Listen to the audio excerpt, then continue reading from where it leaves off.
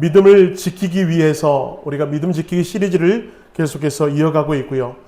오늘은 그 세 번째 시간으로 믿음을 지키기 위해서 어찌 보면 가장 중요한 요소인 기도에 관해서 말씀을 나누고자 합니다. 팀 클러 목사님의 쓴 책 중에 여러분 기도라는 책 아마 다 읽어보셨을 텐데요. 우리들의 영적 상태를 4단계로 표현하면서 노와 돛을 갖추고 있는 배의 이미지로 비유를 들어서 4단계로 신앙의 모습을 표현하고 있습니다. 자, 그 첫 번째 영적 상태는 무엇인가? 돛을 올리고 항해하는 배라는, 돛을 올리고, PPT 한번 넘겨주시겠어요? 돛을 올리고 항해하는 배라고 하는 것입니다. 이게 바로 첫 번째 영적 상태입니다. 자, 날개를 활짝 피듯이 돛을 올려놓고 불어오는 바람을 잘 맞아가면서 순탄하게 흘러가고 있는 배의 이미지를 한번 떠올려 보십시오. 그 이미지가 바로 영적인 상태인데 어떻습니까? 마음으로 주님의 임재를 느끼며 그분의 사랑을 자주 진하게 느낄 때가 있습니다. 기도에 응답하시는 것을 직접적으로 경험하고요. 성경 공부를 하면 말씀이 어쩜 그렇게 꿀송이처럼 단지 주님이 직접적으로 나에게 하시는 말씀으로 아멘으로 받을 때가 너무나 많다라고 하는 것입니다. 이것이 바로 여러분 첫 번째 영적인 상태, 돛을 활짝 펴고 항해하고 있는 배의 이미지라고 하는 거예요. 자, 두 번째 영적 상태는 어떤가? 그것은 바로 열심히 노를 저으며 항해하는 배의 이미지를 떠올려 볼 수 있겠습니다. 기도와 성경 읽기가 기쁨이라기보다는 의무감에 가깝습니다. 종종 하나님이 저 멀리 계시는 것은 아닌가 그렇게 느껴지게 되고요. 하나님의 임재를 느끼지 못하면서 신앙생활을 합니다. 기도를 드려도 하나님이 과연 내 기도에 응답하시는가 의심이 들 때가 있고 신앙의 회의감에 빠질 때가 있는 단계입니다. 여러분, 그럼에도 불구하고 이 단계가 중요한 것은 그럼에도 불구하고 결코 포기하지 않습니다. 자기 마음대로 살지도 않습니다. 지속적으로 성경을 읽고 정기적으로 기도합니다. 그리고 내면에 성령님이 계심을 느끼기 위하여 꼬박꼬박 예배에 참석하고 하나님께서 나에게 허락하신 봉사는 아낌없이 최선을 다해 섬기는, 마치 여러분 바람이 불어오지 않아도 열심히 노를 저어 배를 앞으로 보내기 위해서 애쓰고 수고하는 단계가 두 번째 영적인 단계라고 하는 거예요. 세 번째 영적 상태는 어떻습니까? 표류하는 배입니다. 노젓게 하는 모습과 똑같이 바람이 불지 않은 상황 가운데서 여러분 참 열심히 노를 저어야 할 텐데 이 표류하는 배의 상태는 어떻습니까? 노를 저으려는 어떠한 노력도 하지 않습니다.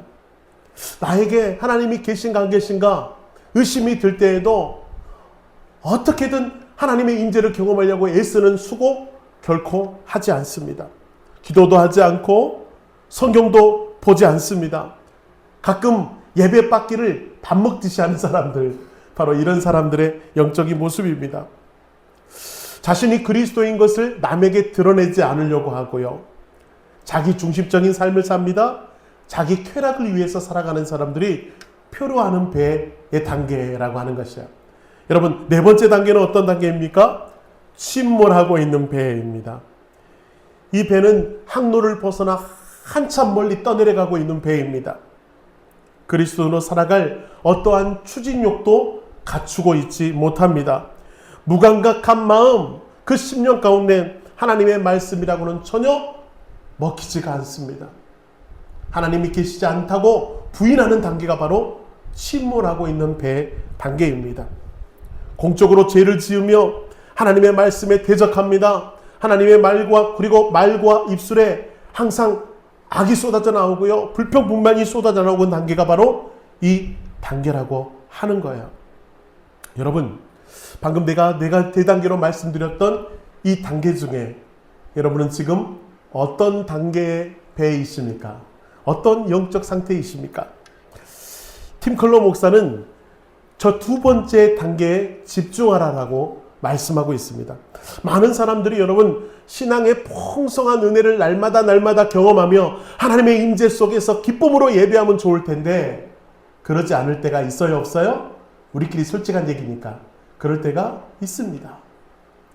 예배를 드려도 감동이 없고 의무감처럼 다가오고 기도하고 말씀 보라고 강대상에서 아무리 선포해도 그렇죠? 그렇게 말씀 붙잡고 기도의 자리로 나오기 쉽지 않은 단계임에도 불구하고 우리는 어떻게 해야 돼요? 오늘도 열심히 노를 저어야 합니다.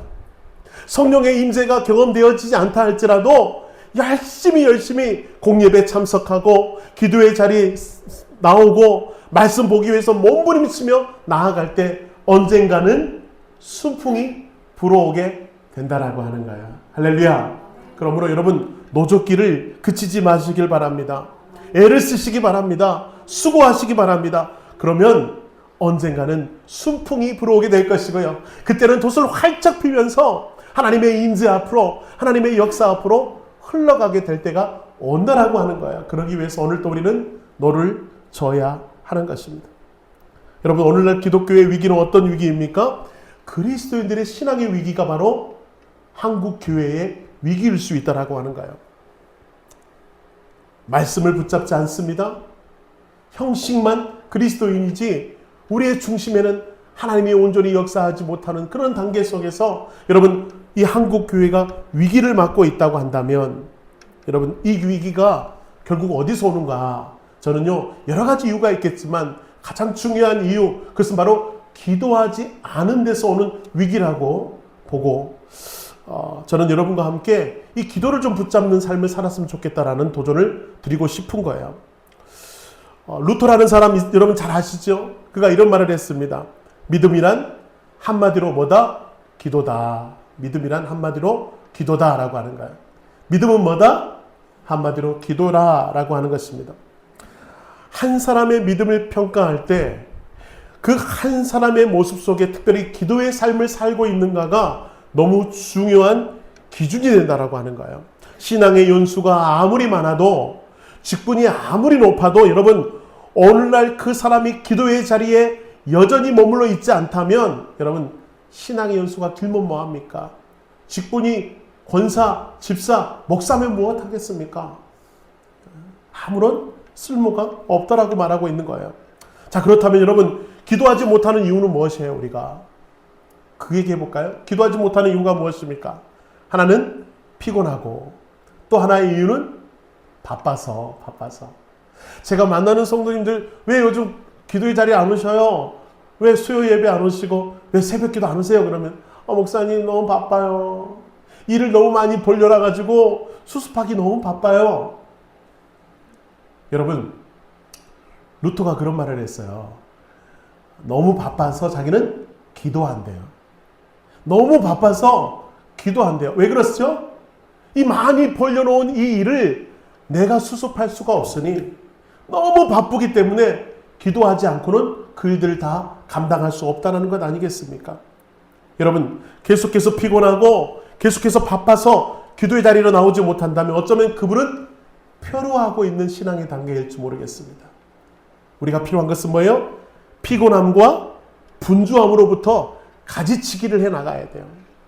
너무 피곤하면 피곤한 일들을 좀 줄여서라도 너무 바쁜 일이 많다면 그 일들을 좀 줄여서라도 여러분 기도의 자리로 나오며 기도하며 나아갈 때 여러분 그 사람 승리의 사람이 될 수 있다라고 하는 것입니다. 왜 그렇습니까? 기도의 승패가 결국 믿음의 승패요 삶의 승패로 이어지기 때문에 그렇다라고 하는 것이에요. 여러분 혹시 기억나십니까? 제가 양지중앙교회 처음 부임해서 저는 시리즈 설교를 참 좋아하는데요. 처음 시리즈 설교를 한 설교가 무엇인가 기억나세요? 아무도 기억하지 않아서 감사합니다. 그래야 제가 할 말이 있죠. 첫 번째 제가 했던 시리즈 설교, 양지중앙교회 많은 시리즈 설교를 할 수 있음에도 불구하고 제가 이것만은 좀 붙잡았으면 좋겠다라는 마음으로 여러분에게 처음으로 했던 시리즈 설교는 바로 기도 그것이 알고 싶다. 기억나시죠? 두 사람이 고개를 끄덕거려 주셔서 감사합니다. 신앙생활에 있어서 여러분 우리 교회가 부흥하기 위해서 또 여러분의 삶이 풍요롭고 행복한 삶으로 나아가기 위해서 다른 것도 다 중요하겠지만 진짜 중요한 게 뭐예요? 기도. 이것이 바로 우리 삶에 너무나도 중요한 신앙의 요소라고 한다면 여러분 그걸 붙잡기 위하여 수고하고 애쓰는 것은 결코 헛된 것이 아님을 여러분 기억하시기를 축복합니다. 그 모범이 되어줬던 분이 여러분 잘 아시다시피 예수 그리스도 우리 주님이셔요. 우리 주님은 하나님의 아들이심에도 불구하고 그는 늘 기도의 자리를 소중히 여기셨고 기도하기를 애쓰셨다라고 하는 것입니다. 공생의 사역을 시작하기 전에 광야에서 여러분 잘 아시다시피 40일 금식 기도를 하시면서 공생애가 시작되셨습니다. 12 제자들을 세우는 일 무엇보다도 중요할 텐데 그 제자를 세우는 일을 가장 먼저 한 일은 뭐예요? 기도함으로 12 제자를 세우셨다라고 하는 거예요. 밤이 새도록 기도하면서 제자들의 그 발걸음들을 이끌어 주셨다라고 하는 것이에요. 하루의 삶이 너무 지치고 사역들이 너무나 많으셨습니다. 그 분주한 사역 중에서도 주님께서는 결코 쉬지 않았던 건 뭐예요? 새벽기도. 새벽에 아무도 없는 그 새벽에 홀로 한적한 곳을 찾아가서 하나님과 아름다운 교제를 나누셨던 예수님의 모습, 예수님 하나님으로부터 공급받은 그 능력으로 또 사역을 감당하며 나아갔던 예수님의 모습을 우리는 기억합니다. 그리고 예수님의 생애 중에 가장 어려웠던 십자가의 고통 앞에서도 여러분 겟세마네 동산의 큰 눈물의 기도를 우리는 다 기억합니다. 예수님은요 시간 기도하기를 쉬지 않았던 그 모습 속에서 하나님의 아름다운 사역들을 감당하며 나갔다라고 하는 것이죠. 여러분 오늘 우리가 읽었던 본문이 바로 겟세마네 기도의 모습 우리가 방금 말씀으로 읽었습니다. 12명의 제자 중에 특별히 가슴속에 늘 품고 있었던 사랑하는 수제자 베드로, 요한, 야고보를 데리고 겟세마네 동산에 올라가셨습니다. 그러면서 세 제자에게 부탁하시죠. 내가 너무 힘들다. 내가 너무 괴롭다.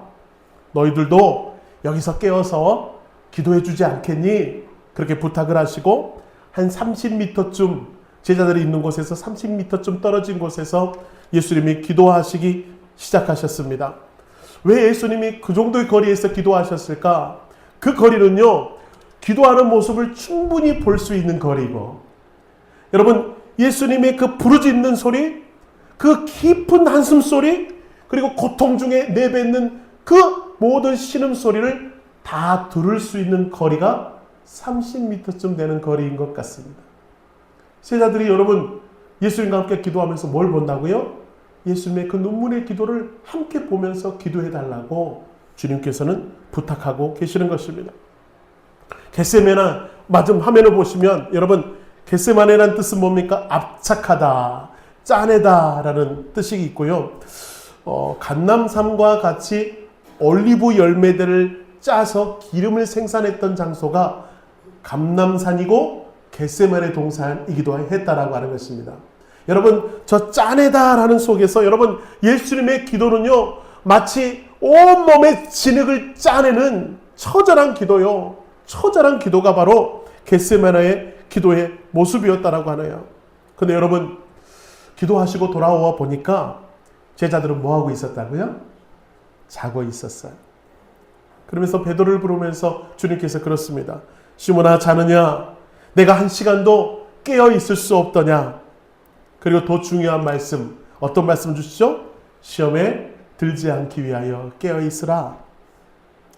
정말 중요한 사명 앞에 두 모습이 오버랩됩니다. 한 모습은 정말 온 진흙을 짜내듯이 기도하고 있던 예수님의 모습. 그리고 한 모습은 뭐예요? 그럼에도 불구하고 피곤해서 그 무거운 눈꺼풀을 들지 못해 끝내 잠이 들고 있는 제자들의 모습이 지금 오버랩되고 있는 화면을 여러분은 지금 보고 계시는 것입니다. 여러분 깨어 기도하신 예수님은요 여러분도 다 알다시피 결국 하나님이 맡기신 모든 사명을 능히 감당하며 십자가의 길을 걸어가셨던 예수님의 모습 여러분 기억하실 것입니다. 반대로 육신의 잠을 청하며 결국 잠속에 빠져들었던 제자들의 모습은 어떻습니까? 예수님의 십자가 사건 앞에서 비참하게 실패했던 제자들의 모습 여러분 너무나도 잘 알고 있을 것입니다. 이 두 모습이 극렬하게 갈릴 수 있었던 그 기준점이 뭐였다고요? 기도의 성공과 기도의 실패가 두 부류의 삶을 나눠지게 만들었다고 하는 것입니다. 그러므로 여러분, 인생의 승패는 결국 기도의 승패인 줄로 믿습니다. 믿으십니까? 그렇게 확신하시나요? 그러므로 여러분, 사랑하는 우리 여러분, 올해가 이제 다 가고 이제 추수감사절이 얼마 남지 않았는데 한번 한 해를 돌아보시면서 내가 얼마나 기도를 쌓아갔는지, 내가 얼마나 기도를 붙잡고 나아갔는지를 한번 돌아보시면서 정말 기도가 날로 차곡차곡 쌓여지셔서 여러분의 모습이 기도자의 모습으로 많은 성도들의 기감이 되며 하나님의 기쁨이 되는 그런 믿음의 사람 되시기를 주님의 이름으로 축원합니다. 자, 그러면서 여러분, 예수님의 이 짧은 대화 속에서 우리가 붙잡아야 할 두 가지를 말씀을 통해 나누면서 우리도 좀 그렇게 기도하는 여러분 되시기를 바라는데요. 그 첫 번째가 뭐예요? 깨어 있으라 라고 하는 그 단어입니다. 깨어 있으라. 우리는 이미 알고 있지만 제자들은 십자가 앞에서 너무나도 무기력하고 너무나도 나약한 모습으로 뿔뿔이 흩어져가는 모습을 보게 됩니다. 베드로는 심지어 여러분, 어린 계집종 앞에서도 예수님을 3번이나 모른다고 부인할 만큼 그들은 무너져 버리고 말았습니다. 바로 그 순간 3년이라는 제자 훈련이 물거품이 되고 마는 그 상황 앞에서 그들은 철저하게 패배하고 말았다라고 하는 것이에요. 그 패배한 원인이 어디 있는가? 방금 우리가 말씀으로 읽었던 겟세마네 동산의 기도의 실패의 모습. 자, 그래서 주님께서는요, 십자가의 죽음 앞에서 처절한 그 기도의 시간에 얼마나 간절하게 하나님 앞에 매달렸겠어요. 온 열정과 온 정성을 쏟아서 기도하고 있던 예수님이 그 아까운 시간을 쪼개면서 계속해서 3번이나 제자들에게 찾아오셔서 뭐라고 당부하는 거예요? 깨어 기도하자, 깨어 기도하자. 그 말씀을 당부하고 또 당부하고 또 당부할 만큼 지금 영적으로 너무나 중요한 시간을 보내고 있다라고 하는 거예요.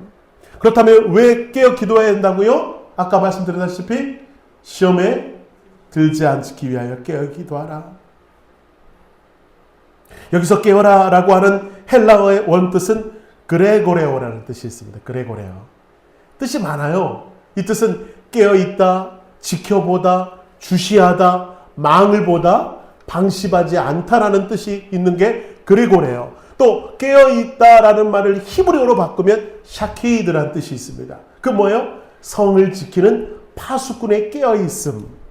그러니까 여러분, 이 말을 하나로 합해보면은 여러분, 깨어있음은 단순히 잠을 자지 않은 상태를 의미하는 것이 아니고요, 파수꾼이 어느 한 곳을 주시하며 도적들은 나에게 쳐들어오는지 적군이 나에게 쳐들어오는지 망을 보듯이 어느 한 곳을 주시하며, 그렇죠? 나의 모든 영혼을 다해 민감하게 깨어있는 상태를 깨어있다라고 표현하는 모습이라고 하는 것입니다.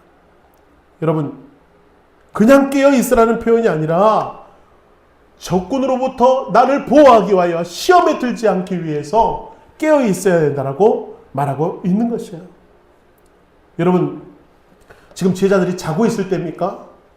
예수님이 조금 떨어진 곳에서 기도하는 그 기도의 내용을 다 들렸을 거예요. 심상치가 않은 거예요.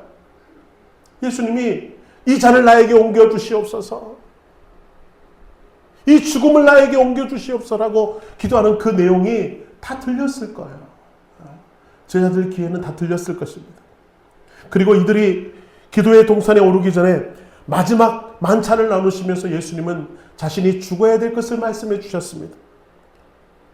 그리고 베드로의 부인도 말씀했죠. 너는 닭이 울기 전에 나를 3번 부인할 것이다.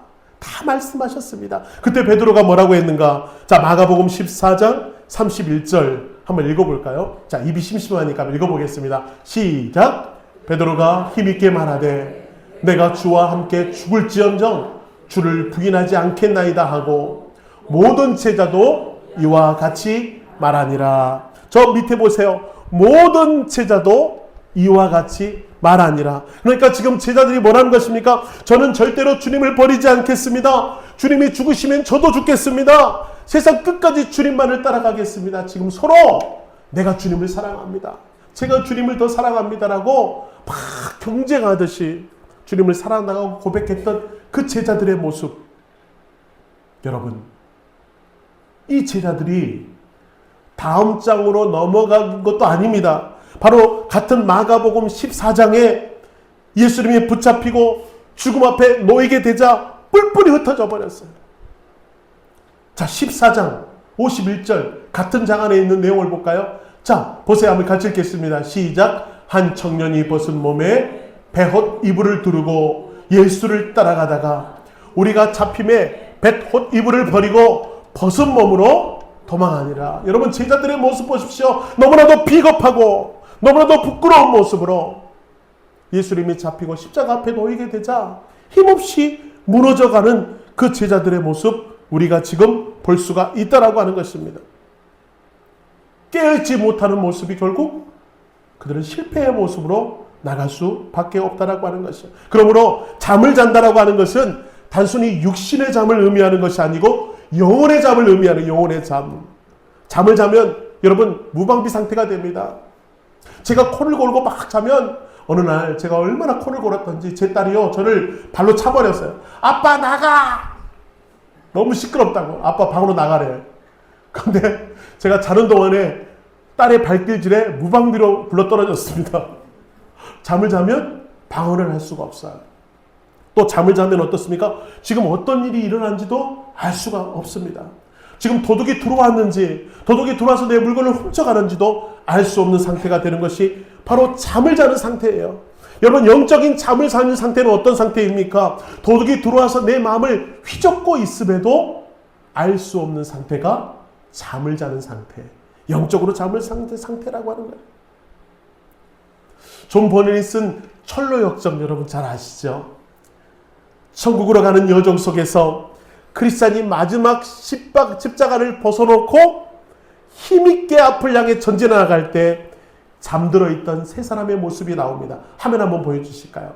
예, 이들은 누구입니까? 첫 번째는 순진이라는 사람, 두 번째는 나태라고 하는 사람, 세 번째는 거만이라고 하는 사람들이 이렇게 잠을 자고 있는 모습을 보고 우리 크리스찬이 힘있게 길을 걸어갑니다.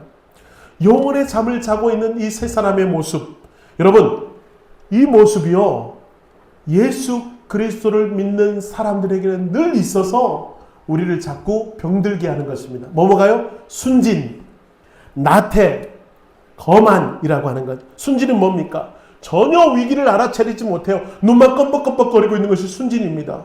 지금 마귀가 내 마음을 휘젓고 있음에도 난 그런 건 몰라요. 눈만 껌뻑껌뻑거리고 있어요. 나태는 무엇입니까? 잠에서 깨지 않는 순간 그 나태, 여전히 잠을 자고 있는 모습. 거만은 무엇이죠? 하나님이 나에게 개입하셔 역사하시도록 나를 내어줘야 할 텐데 그러지 못합니다. 내 속에 내 자신이 너무나 많아 교만해서 하나님을 받아들이지 못하는 모습, 거만이라고 하는 모습. 이게 바로 누구의 모습이에요? 우리의 모습일 수 있다라고. 우리의 모습일 수 있다. 순진, 나태, 거만이 가득 차 있던 제자들의 그 영혼은 잠들어 버림으로 말미암아 겟세마네 동산에서 결국 실패하는 모습으로 기록되고 말았다는 것. 이게 너무나도 안타깝다라고 하는 것입니다. 여러분은 한번 살펴보십시오. 나는 지금 잠을 자고 있는가? 깨어 있는가? 안타까운 심정으로 사랑하는 베드로에게 말했던 그 예수님의 울림이 말씀을 준비하는 저에게도 큰 울림으로 다가오는 거예요. 한번 말씀 한번 보여주세요. 시몬아, 자느냐? 내가 한 시간도 깨어 있을 수 없더냐? 라고 하는 이 예수님의 고통스러운 외침이 마치 저의 외침인 것 같은 거예요. 저를 향한 외침. 여러분, 저 시몬아에서 자기 이름을 한번 넣어서 한번 외쳐볼까요? 같이 한번 불러보겠습니다. 지훈아, 자느냐? 내가 한 시간도 깨어 있을 수 없더냐? 그렇게 외치시는 그 간절한 예수님의 외침 앞에 오늘 우리의 모습은 어떠냐고 하는 거예요. 지금 한국교회의 위기 상황, 더 이상 교회가 소망이 아니라고 말합니다. 온갖 비리의 온상이라고 말하고 있는 교회의 그 손가락질 앞에 여러분 청년들은 그런 교회를 떠나고 있습니다. 이런 위기 앞에서 주님이 우리에게 부르시는 거예요. 한 시간도 깨어 기도하지 못하는 너희들, 그런 고통스러운 말씀 앞에 에베소서 6장 18절은 또 우리에게 이렇게 말합니다. 같이 읽겠습니다. 시작. 모든 기도와 간구를 하되 항상 성령 안에서 기도하고 이를 위하여 깨어 구하기를 항상 힘쓰라. 여러 성도를 위하여 구하노라. 할렐루야. 깨어 기도하기를 힘쓰라. 그럴 때 소망이 있다. 여러분, 세상은 우리에게 소망이 없다고 말을 하지만, 그러나 여러분, 아직도 교회가 소망인 줄로 믿습니다. 깨어 기도하는 여러분들이 양지중앙교회의 소망이고요. 깨어 기도하는 여러분들이 한국교회의 소망이고요. 깨어 기도하는 여러분들이 주님의 소망인 줄로 믿습니다. 그렇게 깨어 기도하셔서 하나님의 기쁨이 되는 여러분의 삶이 되기를 축원합니다. 두 번째로요, 우리가 기도할 때 명심해야 될 것이 있으니 그건 뭐예요? 육신의 연약함을 극복해라. 뭘 극복하라고요? 육신의 연약함을 극복해라. 자, 38절 하반절에 보면 마음에는 원이로되 뭐가 약하다? 육신이 약하도다. 아가페 성경으로 더 쉽게 번역하고 있더라고요. 영은 원하지만 몸이 연약하구나. 마음은 다 원합니다. 여러분, 우리 솔직히 우리끼리 얘기니까 마음은 다 원하잖아요. 그렇죠? 마음은요, 깨었기 원해요. 금식하고 싶어요. 기도하기 원해요. 말씀대로 살고 싶어요. 예수님께 칭찬받고 싶어요. 이양 신앙생활하는 것 멋들어지게 하고 싶어요. 다 그런 마음입니다. 근데 뭐가 문제죠? 육신이 연약해요. 여러분, 마음만 있으면 되는 것입니까? 아니요. 마음만 있으면 안 됩니다. 여러분, 진짜 중요한 것은 우리의 육신의 행동이 중요하다라고 하는 것이에요. 예수님의 뜻을 어기며 살고 싶은 사람 한 사람도 없어요.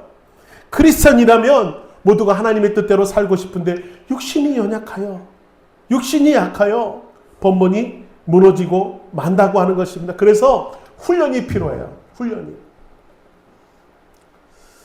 저는 짧은 인생 중에 가장 고통스러운 시간이 언제였냐라고 한다면 저는 수영 선수로 있을 때였습니다. 제가 몸이 비록 이래도 여러분 보시기에 믿음직스럽지 못해도 저는 초등학교 때부터 도대표 선수, 전라남도 도대표 선수였습니다. 제 이래봬도 선수 출신이에요. 아무도 안 믿는 표정으로 저를 쳐다보고 있으니까 그게 더 놀랍네요. 저는 초등학교 3학년 때부터 중학교 2학년 때까지 수영을 했습니다. 전국체전, 소년체전에 나가서 열심히 물속을 헤맸지만 메달은 하나도 따지 못하고 지금 여러분 앞에 이렇게 아마 메달을 안 따게 하신 것도 주님의 은혜가 아닌가. 땄으면 아마 저는 어느 수영장에서 열심히 아이들에게 소리를 지르고 있겠죠. 근데 저는 전문적으로 운동을 한다는 게 얼마나 힘든지를 제가 경험했어요. 초등학교 3학년 아이가 물속에서 또 이렇게 옛날에는 왜 그렇게 자꾸 때렸는지 긴 막대기로 물에서 나오려고 하면 때렸어요. 근데 여러분, 옷을 입고 맞으면 좀 덜 아플 텐데 깨딱을 홀딱 뽑고 있는 입장에서 매를 맞으면 겁나게 아파요. 그렇죠? 그래서 어렸을 때 계속 물속에서 그렇게 많이 울었어요. 선수 출신이 되고부터 초등학교 5학년 때부터는요, 부모님과 떨어져서 합숙을 해야 됐어요. 그래서 저는 전라남도 광주에서 합숙을 해야 됐습니다. 여러분, 초등학교 5학년 아이가 부모님과 떨어져서 합숙을 한답시고 그냥 계속 홀로 지내는데 물속에서 맨날 울어요. 엄마 생각하고 울고, 아빠 생각하고 울고, 예쁜 내 동생들 생각하고 울고, 친구들 보고 싶어서 울고. 여러분, 물속에서 별의별 생각을 다 합니다. 선수가 되면. 수영은 자동으로 하는 것이고 팔다리는 자동으로 움직이고, 상상은 고향을 그리워하면서 울었던 적이 있어요. 그럼에도 불구하고 왜 그렇게 훈련해야 되는 것이죠? 왜 그렇게 아침 9시부터 저녁 6시까지 물속에서 헤매는 것이죠? 왜 그래야 되는 것이죠? 메달을 따기 위해서. 목적이 있기 때문에 훈련하는 것입니다. 훈련은 고되지만 여러분, 결국 그 훈련에서 흘린 땀은 다 보상받게 된다고 하는 것이에요. 여러분이 가장 싫어하는 군대 얘기를 짧게 하면 하겠습니다. 군생활하는 동안에 매일매일 하는 것이 뭐예요? 훈련입니다. 제식훈련, 사격훈련, 유격훈련을 맨날 하게 됩니다. 왜요? 실전에서 써먹기 위해서. 전쟁이 날 때 훈련을 얼만큼 했느냐가 그 전쟁의 승패가 나타나기 때문에 여러분, 훈련을 계속해서 해 나가야 되는 거예요. 여러분, 제가 수영을 말하고 군 훈련을 말했듯이 신앙생활도 마찬가지예요. 신앙생활도 마찬가지. 사도 바울은 이렇게 말합니다. 내 몸을 쳐 복종시켜라. 이게 무슨 뜻이에요? 훈련하자라고 하는 거예요. 영적인 사람으로 우리가 영적인 사람임을 기억하여 영적인 훈련을 계속해서 해나갈 때 우리가 육신에서 지지 않고 승리할 수 있다라고 하는 것입니다. 오늘 말씀에서 여러분 보십시오. 우리는 영적으로 훈련되지 않는 베드로를 봅니다. 예수님이 십자가에 못 박히실 때 예수님을 3번이나 모른다고 부인했던 그의 모습은 너무나도 연약하고 볼품없는 모습이었습니다. 패배자였습니다. 이후에 예수님이 십자가에 못 박혀 죽으시고 난 다음에 그 실패의 순간에 그가 돌아간 것은 어디예요? 단지 먹고 사는 것에 급급했던 그 과거의 육신의 삶, 업으로 돌아가 버리고 마는 베드로의 모습. 육의 힘을 이기지 못하고 실패한 베드로의 모습 속에서 오늘 우리들의 모습을 보게 되는 것입니다. 그래서 로마서 8장 6절과 7절은 이렇게 말합니다. 같이 읽겠습니다. 시작. 육신의 생각은 사망이요 영의 생각은 생명과 평안이라. 육신의 생각은 하나님과 원수가 되나니 이는 하나님의 법에 굴복하지 아니할 뿐 아니라 할 수도 없습니다. 예, 우리는 결코 육에 빠져 살아갈 수 없는 존재들이라고 하는 것을 말씀하고 있는 거예요. 베드로는 육에 속한 사람으로 있을 때는 철저하게 패배할 수밖에 없었어요. 그렇게 패배할 때 여러분, 그가 다시 한번 일어설 수 있었던 이유는 무엇인가? 어떻게 이 육신으로부터, 이 연약한 육신으로부터 우리가 승리할 수 있는가? 방법은 단 하나. 여러분, 공짜로 알려드리겠습니다. 그것은 바로 성령 충만입니다. 할렐루야. 뭐라고요? 성령 충만. 성령 충만. 성령의 이끄심을 받아야, 성령의 충만함을 받아야 이 육신을 이길 수가 있다. 나는 도저히 이 육신을 이길 수 없어요. 그러나 성령님이 내 안에 내주하시면, 성령님이 내 안에 임재하시면 우리는 충만할 수 있다라고 하는 것입니다. 그 증거가 뭐죠? 실패의 자리에 머물러 있던 베드로를 보십시오. 그가 실패했던 모습 속에서 참 잘하는 것이 있었으니 그것은 바로 주님과의 약속을 기억했다. 그 자리에서 예루살렘을 떠나지 말고 약속하신 성령을 기다리라. 할렐루야. 그가 승리할 수 있었던 단 하나의 이유는 바로 거기 있었다라고 하는 것이에요. 제자들은 예루살렘을 떠나고 싶어 했습니다. 제자들은 예루살렘을 싫어했습니다. 왜요? 예루살렘은 제자들에게 있어서는 실패의 자리야. 예수님을 배반했던 상처의 자리고 도망치고 숨었던 패배의 자리가 예루살렘이었어요. 그러나 주님께서는 그것을 떠나지 마. 그곳에서 다시 한번 뭘 기다리라? 성령을 기다리라. 저는 이것이 은혜입니다. 저는 이것이 너무나 놀라운 주님의 축복입니다. 여러분, 우리에게도 예루살렘이 있어요. 주님을 놓쳐버렸던 비참한 삶의 모습이 그 예루살렘이 우리에게 있습니다. 예수님을 배반했던 것, 예수님을 향해 도망쳤던 그 예루살렘이 우리에게도 있어요. 우리의 삶이 예루살렘인 줄로 모르겠어요. 그런데 주님은 뭐라고 말해요? 그 예루살렘을 떠나지 말고 성령을 기다리라. 할렐루야. 우리 삶을 부인하지 말고 우리 속에서 우리가 승리할 수 있는 비결, 성령 충만함. 제자들은 약속대로 오순절 마가의 다락방에서 성령을 기다립니다. 성령이 임했습니다. 여러분, 그러니까 어떤 일이 벌어집니까? 그 나약했던 베드로가 목숨을 내놓고 예수를 증거하는 사람으로 변화되게 되었다라고 하는 것. 더 이상 그는 육에 속한 사람이 아니라 영에 속한 사람으로 변화되게 되었다라고 하는 것입니다. 그러므로 우리 스가랴 4장 6절의 말씀 한번 주기하게 읽어보겠습니다. 시작. 이는 힘으로 되지 아니하며 능으로 되지 아니하고 오직 나의 영으로 되느니라. 할렐루야. 성령의 권능이 임하면 우리는 이 약한 육신을 물리치고 영의 사람으로 승리할 수 있다라고 오늘 우리에게 말하고 있어요. 오늘 이곳은 오순절의 마가의 다락방이 되는 줄로 믿습니다.